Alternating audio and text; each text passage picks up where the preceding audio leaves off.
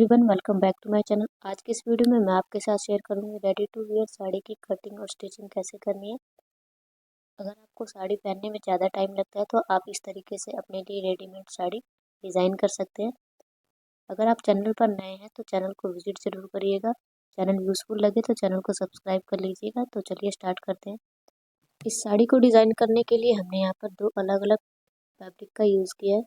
साड़ी का जो draping part है उसे बनाने के लिए हमने यहाँ पर सिमर लाइक्रा फैब्रिक का यूज़ किया है जो लाइट वेटेड है, और ये हमने 3 मीटर फैब्रिक लिया है। और साड़ी का जो पल्लू वाला पार्ट है उसे बनाने के लिए हमने यहाँ पर नेट फैब्रिक का यूज़ किया है। आप अपने चॉइस के अकॉर्डिंग कोई सा फैब्रिक ले सकते हैं। नेट फैब्रिक को हमने 2.5 मीटर लिया है। इसमें ग्लिटर और पल्स का वर्क किया गया है। अगर आपको सेम फैब्रिक से ही पूरी साड़ी को डिज़ाइन करना है तो आपको 5.5 मीटर टोटल फैब्रिक लेना है। जितने पार्ट में वर्क किया गया उसकी जो लेंथ है वो 40 इंच है, और हमारी साड़ी की भी लेंथ 40 इंच हमें रखनी है तैयार। और इस फैब्रिक का जो अर्ज है वो 60 इंच है। साड़ी की पल्लू की लेंथ आपको अपने हाइट के अकॉर्डिंग 85 से 95 के बीच में रखनी है। यहाँ से अब हमें बॉर्डर को कट करके अलग कर लेना है। अब हमें सबसे पहले अपने मेन फैब्रिक को लेना है जिससे हम ड्रैपिंग वाला पार्ट कंप्लीट करेंगे। सबसे पहले हम इस फैब्रिक का अर्ज देख लेते हैं। इस फैब्रिक का जो अर्ज है वो 60 इंच का है। तो जितनी भी साड़ी का लेंथ आप रखना चाहते हैं उसमें आपको 1 इंच ऐड करते हुए पूरे 3 मीटर फैब्रिक पर मार्किंग कर लेनी है। यहाँ पर हमने ऊपर की तरफ फैब्रिक को सीधा करने के लिए एक लाइन ड्रॉ कर लिया है, और 3 मीटर फैब्रिक को हमने यहाँ पर 3 फोल्ड में करके रख लिया है। अब ऊपर वाली मार्किंग से हमें अपनी साड़ी की लेंथ के लिए मार्किंग करनी है। तो जितना भी आपको साड़ी की लेंथ रेडी रखना है उसमें 1 इंच ऐड करते हुए मार्क कर लेना है। यहाँ पर हमने 41 इंच पर मार्क कर लिया है। अब हमें मार्किंग के ऊपर से फैब्रिक को कट करना है। ऊपर और नीचे वाली मार्किंग से फैब्रिक को हमने यहाँ पर कट कर दिया है। फैब्रिक कट करने के बाद हमें एक्स्ट्रा फैब्रिक को हटा देना है। अब नीचे की तरफ से जो फैब्रिक बच गया है उसका यूज़ हम ब्लाउज बनाने के लिए करेंगे।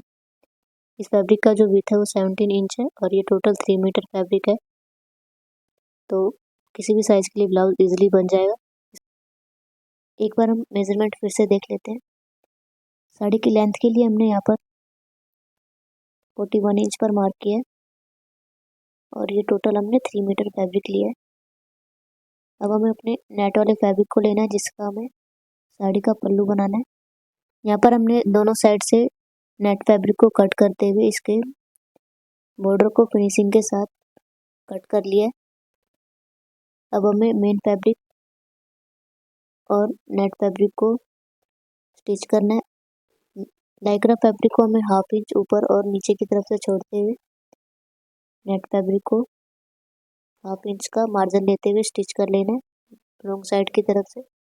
यहाँ पर हमने इसे स्टिच कर लिया, और मार्जिन को हमें लाइक्रा फैब्रिक की तरफ रखते हुए टॉप स्टिच लगा लेना है। अब जो हमारा प्लेन फैब्रिक है हमें उसके बिल्कुल किनारे पे जाना है, और वहाँ से हमें बेल्ट के लिए मार्किंग करनी है। तो जितना भी आपका वेस्ट राउंड है उसे हमें किनारे से मार्क करना है।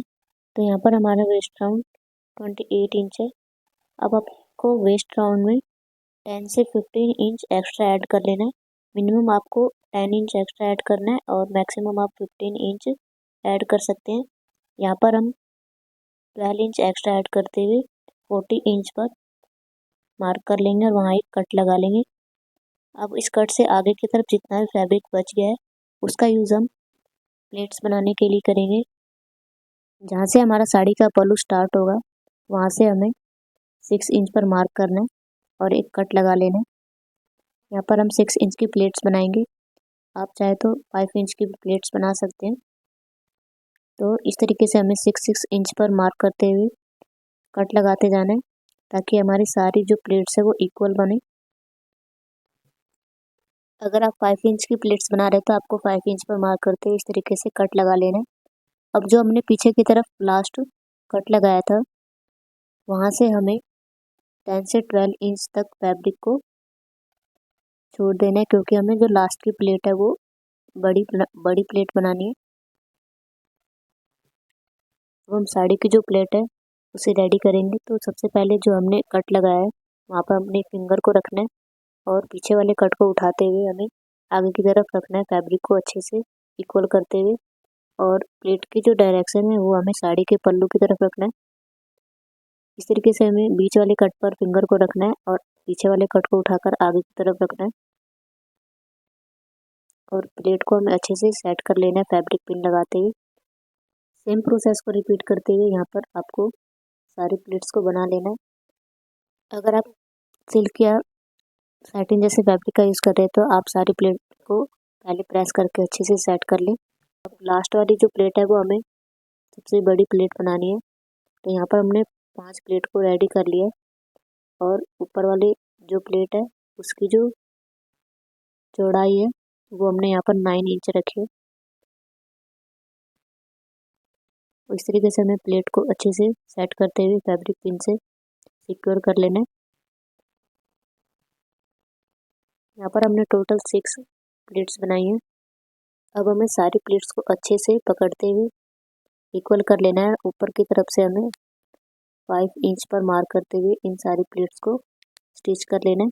यहाँ पर हमें प्लेट्स को अच्छे से स्टिच कर लिया और ऊपर की तरफ से हमने इसे 3 इंच तक स्टिच किया। आप 5 इंच तक भी स्टिच कर सकते हैं। अब हमें साड़ी के बेल्ट को रेडी करना है। तो प्लेट्स के साइड से हमें पीछे एंड तक की लेंथ को मेज़र कर लेना है। जितना भी आएगा उसमें आपको 1 से 1.5 इंच एक्स्ट्रा ऐड कर लेना है और आपको सेम फैब्रिक मैच करता हुआ एक पट्टी कट कर लेनी है। इस पट्टी की जो लेंथ हमने यहाँ 41 इंच ली है और इसकी जो विड्थ है वो 3 इंच है। अब हमें एक बकरम की पट्टी लेनी है। जितना भी आपका वेस्ट राउंड है उतनी ही लेंथ का आपको बकरम कट कर लेना है।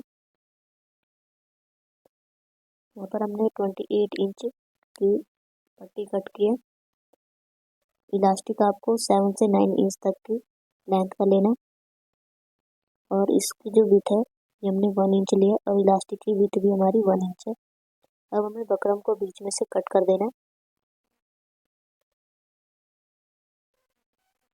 अब इन दोनों के बीच में हमें इलास्टिक को स्टिच कर देना है दोनों साइड से अच्छे से। यहाँ पर हमने इलास्टिक को स्टिच कर दिया। अब हमें बेल्ट वाले फैब्रिक को लेना है और बकरम को हमें इसके बीच में स्टिच करना है। इससे पहले हमें पट्टी को साइड से इस तरीके से 1/2 इंच फोल्ड करते हुए बकरम की पट्टी को हमें इसके बीच में रखना है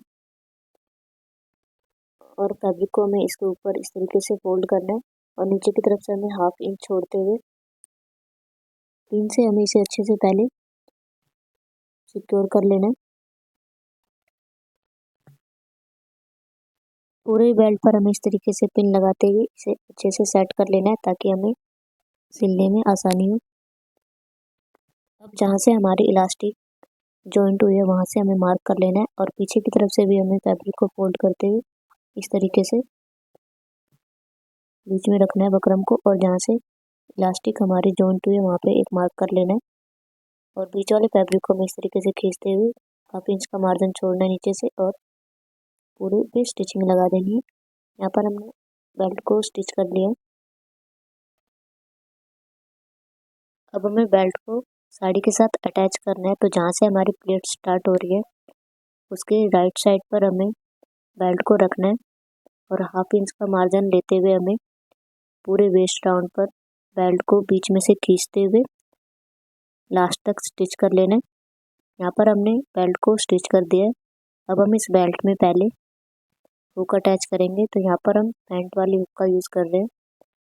हुक की जो डायरेक्शन है वो हमें पल्लू से अपोजिट साइड रखना है। हुक को हमें अच्छे से बेल्ट में इंसर्ट कर देना है और पिलास की हेल्प से लॉक कर देना है। आप इसे इस तरीके से प्रेस करके भी लॉक कर सकते हैं। इसके बाद हम यहाँ पर दूसरा हुक लगाएंगे जो हम 5 इंच के गैप पर लगाएंगे। आप अपने चॉइस के अकॉर्डिंग कितने भी हुक यहाँ पर अटैच कर सकते हैं। हुक लगाने के बाद अब हमें इसे बैक साइड फोल्ड करना है और इसके बिल्कुल किनारे पर हमें बेल्ट को खींचते हुए स्टिच कर लेना है। यहाँ पर हमने बेल्ट को स्टिच कर दिया। अब हमें हुक का जो दूसरा पार्ट है उसे लगाना है। तो इसके लिए हमें जहाँ से हमारी प्लेट से स्टार्ट हो रही है वहाँ से हमें अपने वेस्ट राउंड में से 2 या 3 इंच लेस करके मार्क करना है, क्योंकि बीच में हमने इलास्टिक इंसर्ट किया है, तो इससे हमारा वेस्ट राउंड जो है वो एडजस्ट हो जाएगा। और मार्किंग के ऊपर हमें हुक का जो दूसरा लॉक है उसे लगा देना है। यहाँ पर हमने हुक को लगा दिया है। यहाँ पर आप हुक को लॉक करके देख सकते हैं, और आप अपने चॉइस के अकॉर्डिंग यहाँ पर और भी लॉक लगा सकते हैं। यहाँ पर हम 5 इंच के गैप पर एक और हुक लगा लेंगे। इसमें आप वॉल अटैच कर सकते हैं और अपने चॉइस के अकॉर्डिंग नीचे की तरफ लेस भी लगा सकते हैं। अब आप इसका फाइनल लुक देख सकते हैं। आई होप आपको मेरा बताया हुआ समझ में आया होगा। अगर आपको कोई डाउट है तो आप मुझसे कमेंट करके पूछ सकते हैं। अगर ये वीडियो आपके लिए थोड़ी सी भी हेल्पफुल हो तो वीडियो को लाइक, शेयर एंड चैनल को सब्सक्राइब कर लीजिएगा। और आप मुझे इंस्टाग्राम पे भी फॉलो कर सकते हैं। Thank you for watching this video and thank you for your love and support. मिलते हैं फिर नेक्स्ट वीडियो में।